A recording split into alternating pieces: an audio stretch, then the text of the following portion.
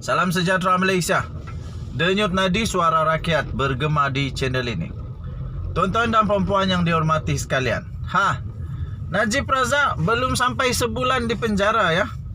Belum sampai sebulan dia check-in, tulis nama, mendaftar sebagai banduan paling istimewa.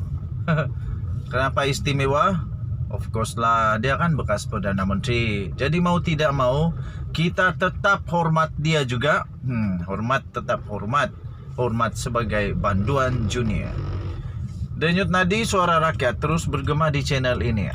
Tuan-tuan dan puan-puan, walaupun belum 1 bulan Najib Razak di penjara, sudah ada lagi berita hangat tentang rasuah Najib, tentang pengubahan wang-wang haram Najib, pecah amanah Najib, tentang wang MDB, 1 MDB. Susah mau sebut pula. Kalau SRC International 42 juta, ini 1 MDB lagi hebat tuan-tuan dan puan-puan. Ini berbilion-bilion. Terbaru ini, maci-maci, paci-paci, kamu percayalah bahwa benda ni bukan saya dapat daripada restoran dan kedai mamak. Bukan.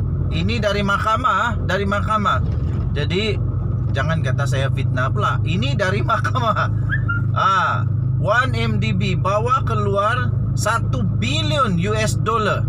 1 bilion US dollar kamu tahu berapa? Lebih kurang 5 bilion ringgit Malaysia.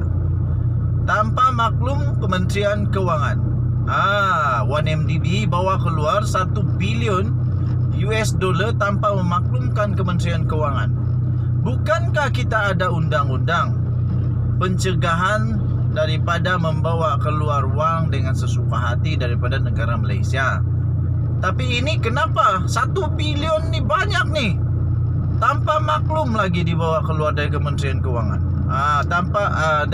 tanpa maklum kepada Kementerian Kewangan.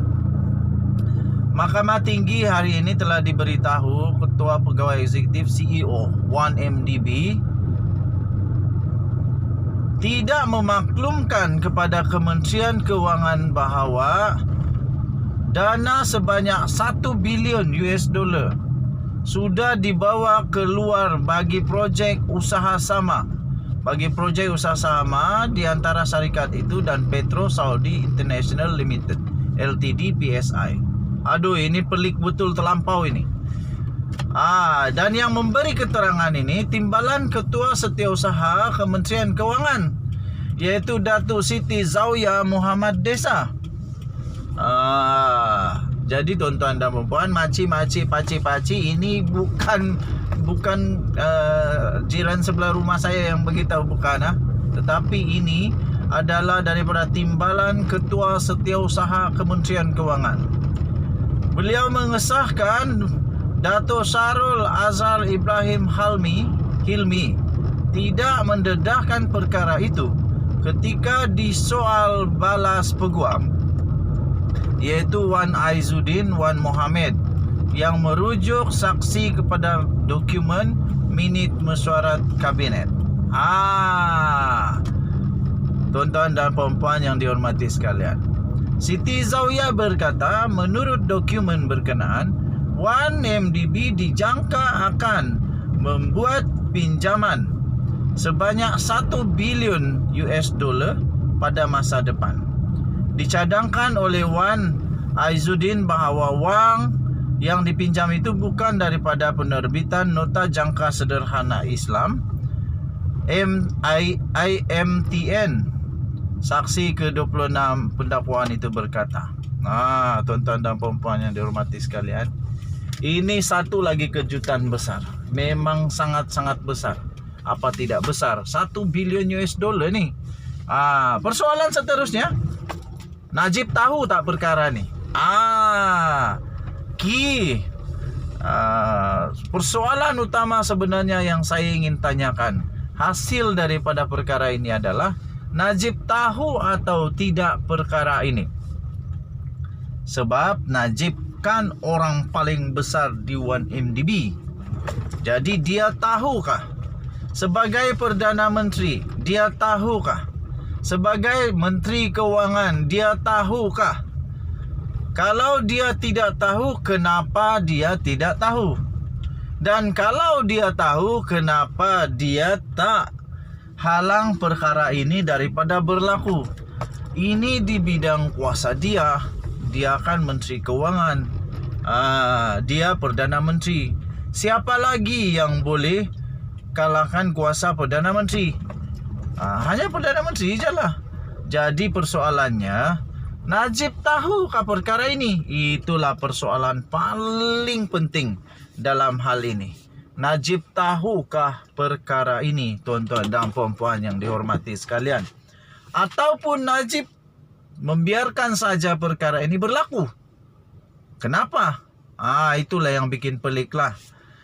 Bekas pengerusi 1MDB Tan Sri Muhammad Bakir Saleh memberitahu mahkamah beliau mengesahki Najib terbabit dalam perancangan projek usaha sama 1MDB PSI yang diperkukuhkan lagi dengan bagaimana kaedah suntikan 1 bilion oleh 1MDB melalui usaha sama itu dipersetujui.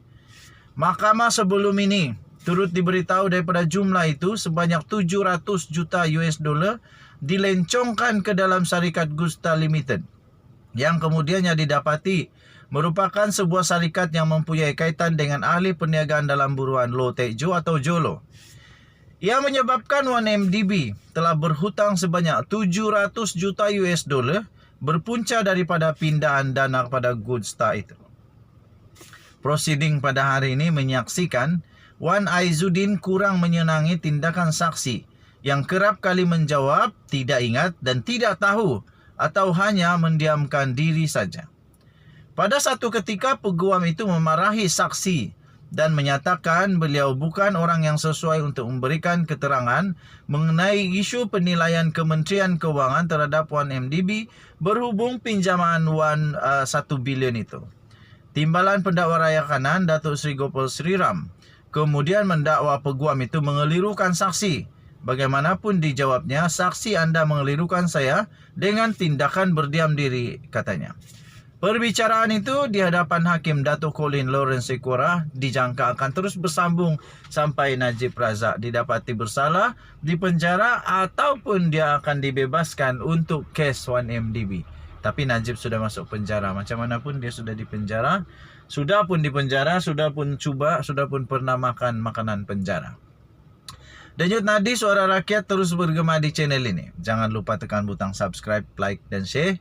Malaysia kita punya, cintai Malaysiaku, kita jaga kita. Okey, so apa pendapat kamu? Adakah Najib Razak bersalah lagi dalam kes 1MDB? Jangan lupa jaga kita jaga, kita sama-sama nikmati kekayaan Malaysia. Makmur, aman, damai. Bye-bye.